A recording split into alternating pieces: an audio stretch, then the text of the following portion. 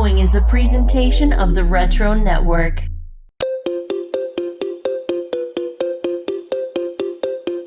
Welcome back to Recurrent Events, current events for retro minds. It's Jason back with you for another week of retro pop culture news in movies, streaming, collectibles, food, and more. If you like what you're hearing each week and feel motivated to support the show and everything we do here at the Retro Network, I would invite you over to Patreon at patreon.com/theretronetwork. A pledge of just $2 unlocks several bonus podcasts and a chance to connect with me and our staff and a whole retro-minded community on our VIP Lounge Slack channel. So check us out this week at patreon.com/theretronetwork, and thanks in advance for your support. Also wanted to mention this week we are sponsored by the new Retrofied magazine. You remember back in the day before the information superhighway came along, and subscribing to magazines was a really fun way to get information. That's the feeling you get when you subscribe to Retrofied magazine, available now in both physical and digital form. The first issue of Retrofied dives into an oral history of the animated series Reboot, 5 cartoons that are overdue for a reboot, and an interview with the 80s chart-topping band Berlin, and so much more. You can also download the free 50-page preview issue, all about masks, like the 90s Jim Carrey movie, the 80s animated series, and of course those Ben Cooper Halloween masks that we all love.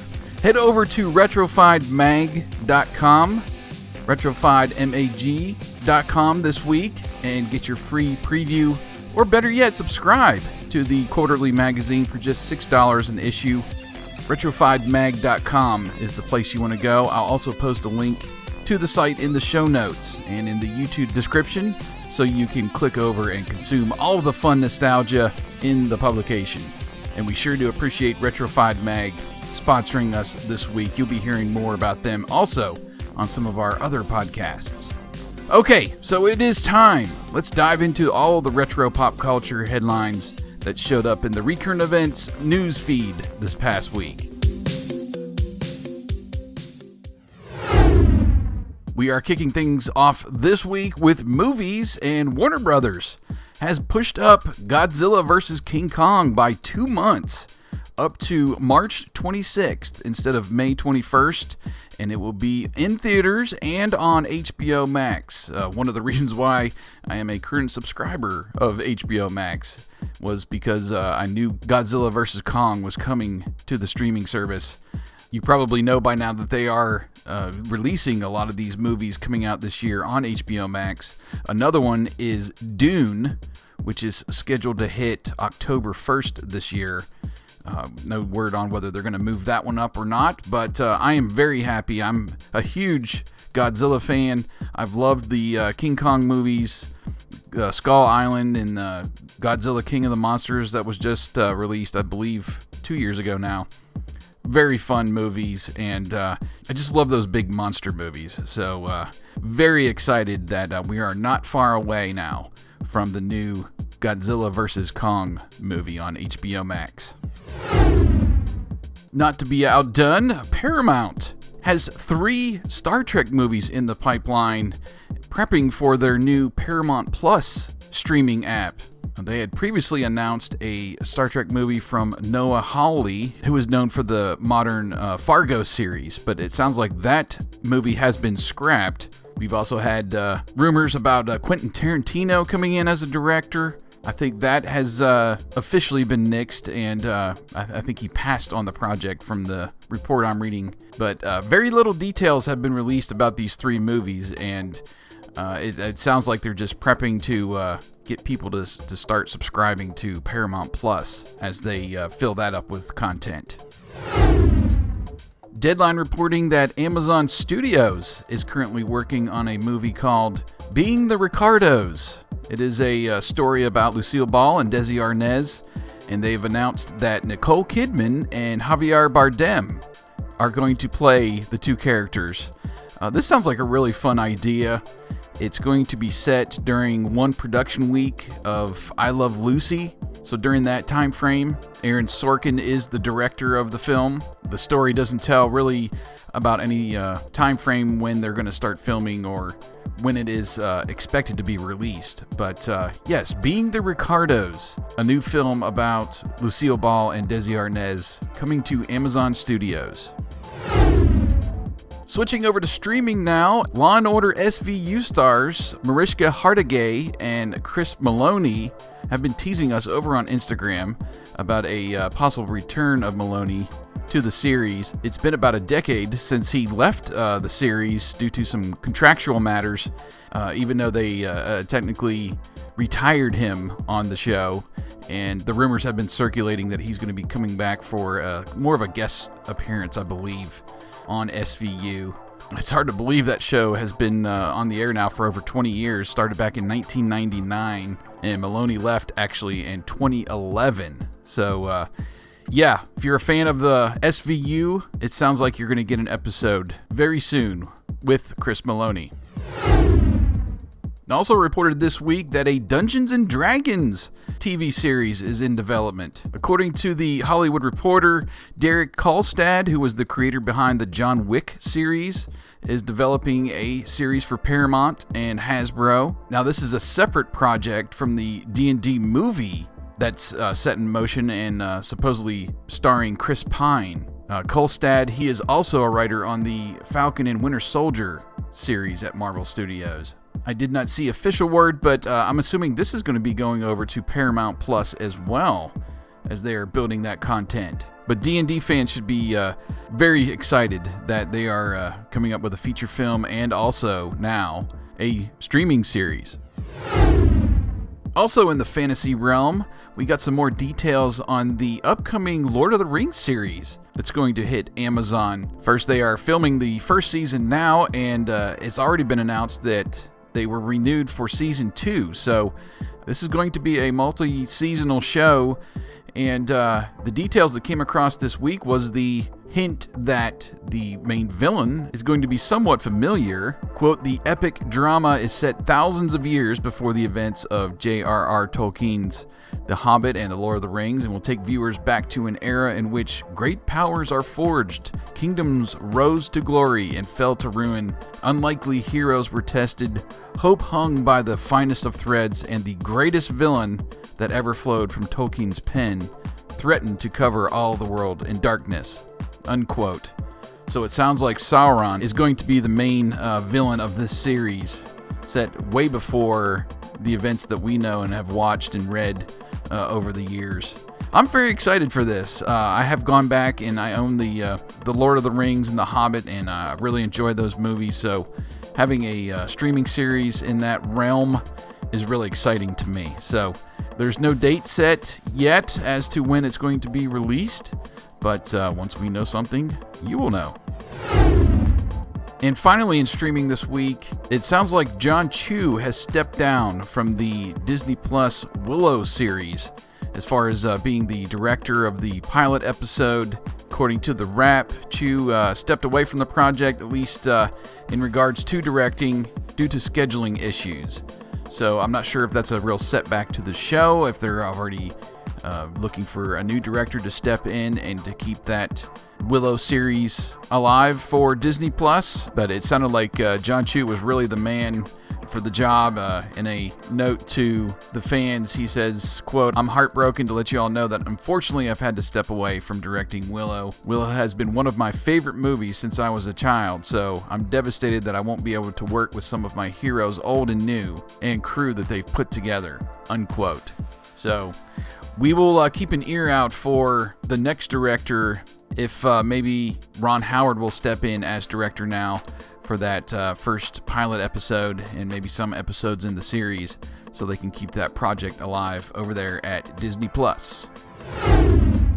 We've got some video game news to pass along this week. The arcade game NBA Jam Oh my gosh, back in the 90s, that was just the game. And according to Variety, the game is getting its own documentary. It will, of course, cover the original 1993 game and its port to the Super Nintendo and Sega Genesis in 94. This is fun. There have been several video game documentaries that came around last year. There was a streaming series on Netflix. So this is fun that they are actually focusing in on particular games now, and maybe do some more documentary films on some of our favorite video games of the past. Wired magazine reporting that Ubisoft is partnering with the newly launched Lucasfilm games to make an open world style Star Wars universe game.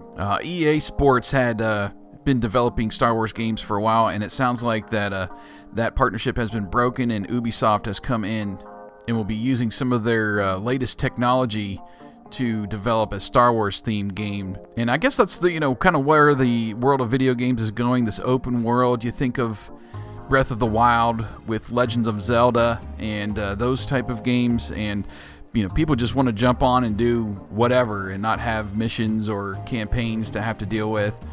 And player versus player, they just run out and you can just hang out on a Tatooine if you want and have a drink with your buddies or whatever. That's kind of where the video game world is going. So I know my son is very excited about this announcement, as he loves Breath of the Wild, and he's got the new Fallen Order Star Wars game as well. So yeah, that's where Star Wars is going in the video game world. Arcade 1UP has announced a couple more games coming. These are the stand-up arcade games you can find in Walmart, and I've been drilling over for over a year now. Have not quite pulled the trigger on one of these, but they've made an announcement. They've got some new cabinets coming our way. One is the 4-player X-Men cabinet that looks glorious from the artwork shown in this article over on Bleeding Cool. Also, a very popular game from the 80s, Dragon's Lair, is going to get its own cabinet, and will feature Dragon's Lair 1 and 2 and Space Ace in the same cabinet. The X-Men 4-player arcade will also have Captain America and the Avengers, and the Avengers and Galactic Storm games along with it. Another one coming along is Killer Instinct, and it will also have Killer Instinct 2 and the Battletoads arcade game. And like I said, while I haven't pulled the trigger on one of these, I do appreciate what they're doing, making arcade games affordable for households, even though they're not the full-sized machines. They have the little risers to kind of boost them up and get them to the what we would, the normal cabinet size that we would play back in the day. But man, I've looked at the Outrun game that they have in stores now, and it comes with a little sit-down bench to make it more of a cockpit style game. And man, it's getting close to me trying to find a corner in the house somewhere and clear out and add an arcade corner as a part of my house. So those are some new games coming from Arcade 1UP. And finally, in video games, a new Indiana Jones video game is coming, and it will feature an original story under that same Lucas Games banner that we were telling you about earlier for the upcoming Star Wars open world game. Bethesda and Machine Games are developing this new video game featuring Indiana Jones. And apparently the executive producer, I didn't know there was such a title for a video game, but executive producer for the game is going to be Todd Howard, who has developed the Fallout and the Elder Scrolls video games. So sounds like they've got some great people to develop the game and tell us a new story in the world of Indiana Jones. Okay, let's talk comic books for a second. DC Comics is publishing a Batman and ScoobyDoo Mysteries comic book series. The first issue is scheduled to come out on March 27th. It will be actually a 24-issue series featuring all original team-up stories of the Caped Crusader and Shaggy, Scooby, and looks like Velma as well. So not the full Mystery Inc. team. So if you're a fan of the days when there would be guest appearances on Scooby-Doo, yes, this hopefully will have some of those vibes as Batman teams up again with Scooby-Doo. Dark Horse announced this week that there will be an upcoming Buckaroo Banzai sequel novel. It will feature the film's original screenwriter and novelist Earl Mac Roach and will be titled The Adventures of Buckaroo Banzai Against the World Crime League et al., a compendium of evil. And the plot will find the world-renowned physicist, neurosurgeon, test pilot, and rock star Dr. Buckaroo Banzai as he finally goes head-to-head with the evil organization that the end of the movie promised. And that is available now to pre-order. Will be coming out August 10th, 2021 from Dark Horse. Also, here's some retro-themed comics that came out this past week. Betty and Veronica Friends Forever Winterfest #1 from Archie Comics. Mighty Morphin #3 from Boom Studios. Stranger Things Science Camp #4, which is the final one in a 4-issue series from Dark Horse, came out this past week. Dynamite gave us Green Hornet #5 and Red Sonja The Superpowers #1. Heavy Metal Magazine released Iron Maiden Legacy of the Beast Volume 2 Night City #5 of 5. IDW is continuing to crank out Sonic the Hedgehog #36. Star Wars Darth Vader #9 from Marvel, and Titan Comics Blade Runner 2029 #2, and Doctor Who Comics #3. Check out those titles, available now. Okay, we are on to food now. Did Mountain Dew reveal the Riddler's costume in the upcoming The Batman movie?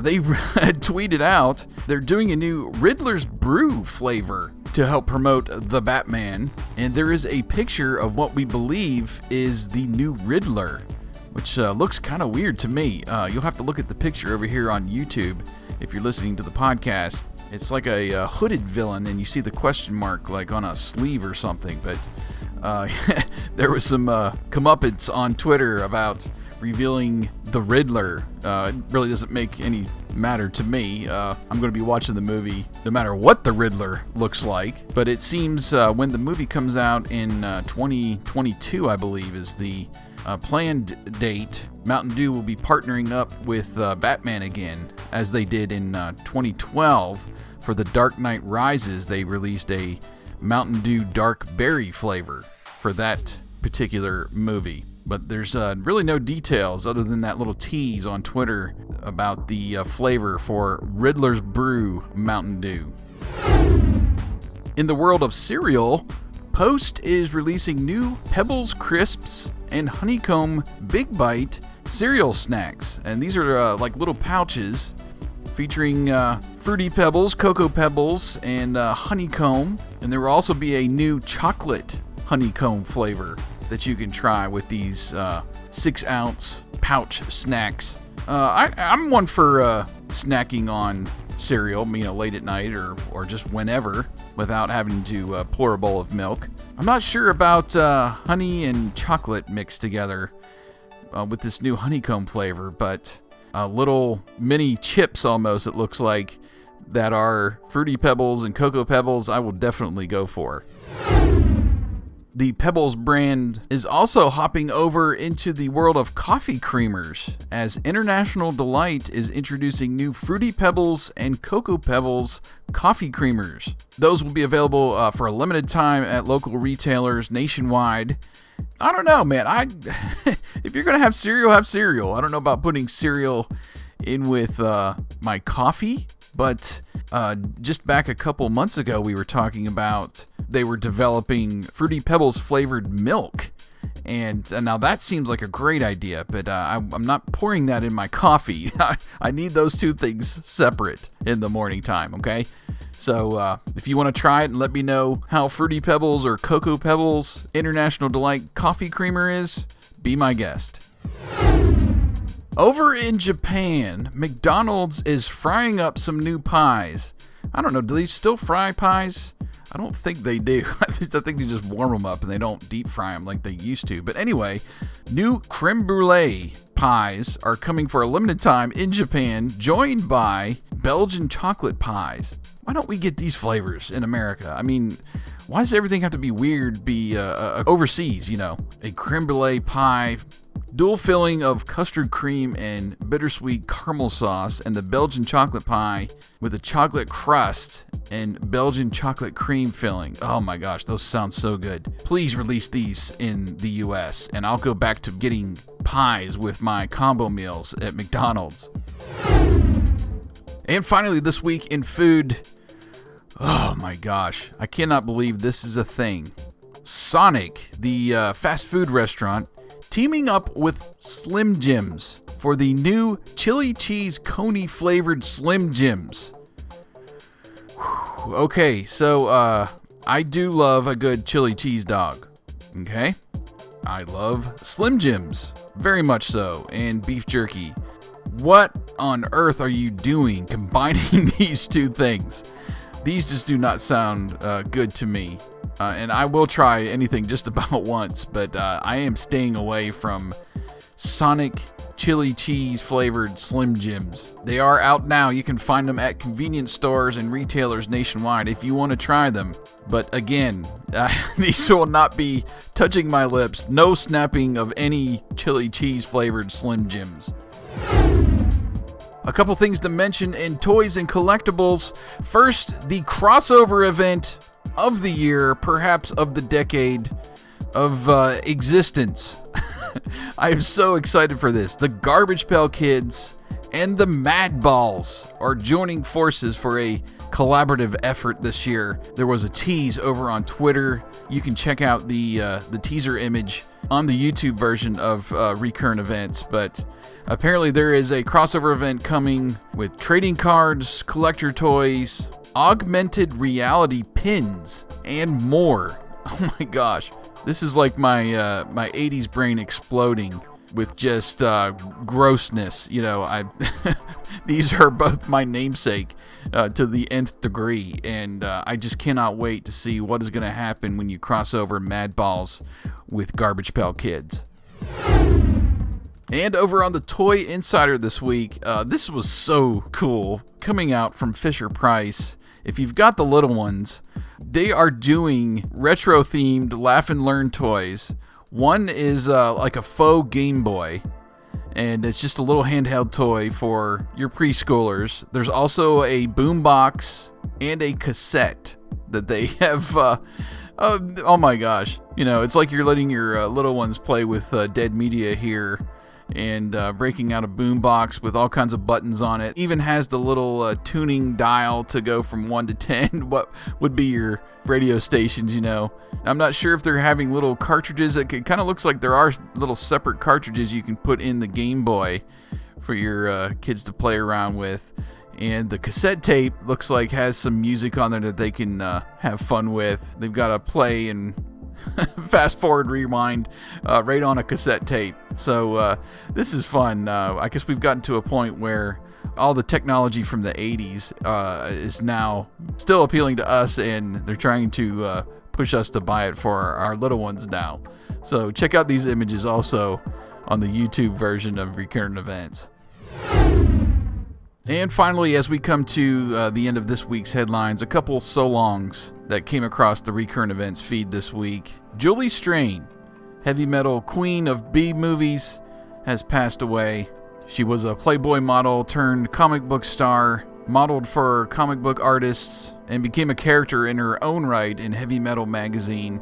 She was married to the Teenage Mutant Ninja Turtles co-creator Kevin Eastman, and played the lead in the animated Heavy Metal 2000 movie. Sounds like she had been suffering from an injury from her 20s, where she was thrown from a horse, and just battling complications around dementia and things like that. So that battle has come to an end at an early age of just 59 years old.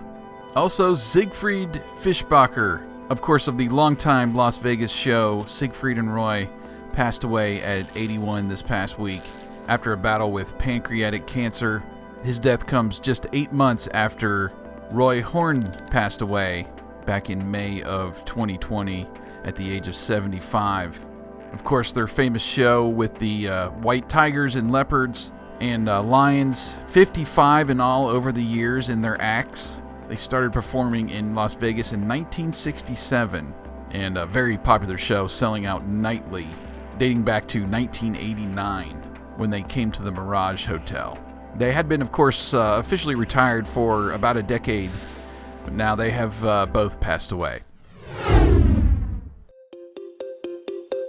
All right, before we get out of here, we are going to take you around the Retro Network and tell you what has dropped recently. First, I wanted to tell you about a new podcast we have joining the network called Rental Return, Tales from the Video Store. The show will chronicle a time when dead media was alive and kicking, when you had to drive to your local rental store, of course, and rent VHS tapes to watch the latest movies.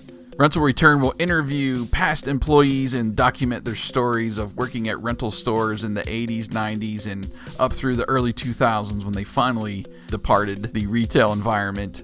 You can listen to a preview episode now on the Retro Network podcast channel. You can also subscribe directly by just searching Rental Return in your favorite podcast app. The first episode will be debuting at the end of January. On the podcast channel tomorrow, Wednesday, Wizards, the Podcast Guide to Comics, has a half episode exploring more of Wizards issue 27. Wizards also had a couple announcements this past week, including adding Steven Sapalis as their third host of the show and launching their Patreon Guide to Comics. So if you like the show, if you want more content and opportunities to chat with the hosts, check out patreon.com/wizardscomics. On Thursday, the house show returns, continuing to review WWF's Saturday night's main event. And this week they're looking at episode 3, which is kind of a Halloween-themed episode. Several of the wrestlers will be dressed in costume. Check out the house show this week on Thursday to get your retro pro wrestling fix. And then on Friday, it is the second half of the Box Office 30s coverage of January 1991, featuring their review of Kindergarten Cop. Oh, I remember actually watching that movie in the theater, so I'm really looking forward to what Pete and Michael come up with on their review this week of Kindergarten Cop. Also, some web features on the retronetwork.com. Speaking of NBA Jam, Mickey has a feature now telling about 5 fun facts of the popular video game. Also on the site, Kevin the Mask Library has a write-up about the 20th anniversary of the sitcom Grounded for Life. And I also dropped a written feature, actually quite lengthy, yesterday, chronicling the voice actors Peter Cullen and Frank Welker and all the times outside of Transformers that they worked together. You know, of course, they were Optimus Prime and Megatron in the original Transformers series, and I've been wanting to do this for a while, so this was a really fun dive into their essentially IMDb profiles and coming up with 23 times when they were featured on screen together, or at least their voices.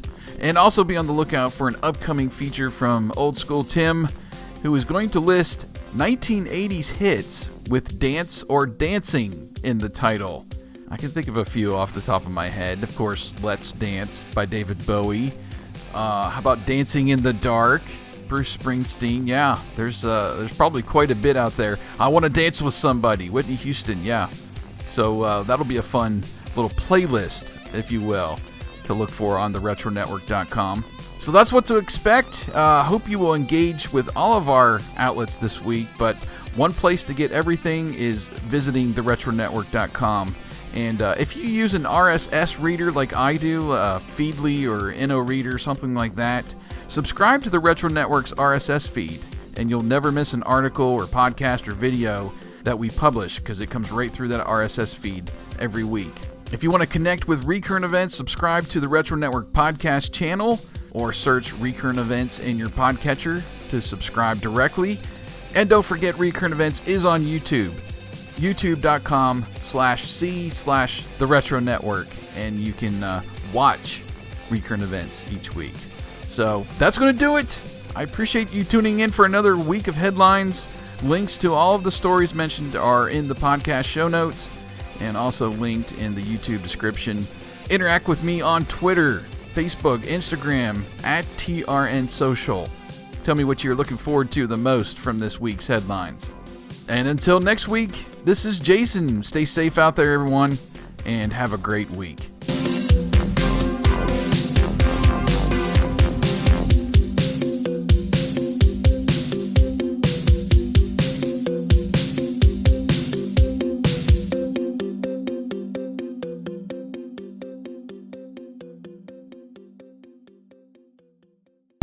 This has been a presentation of the Retro Network.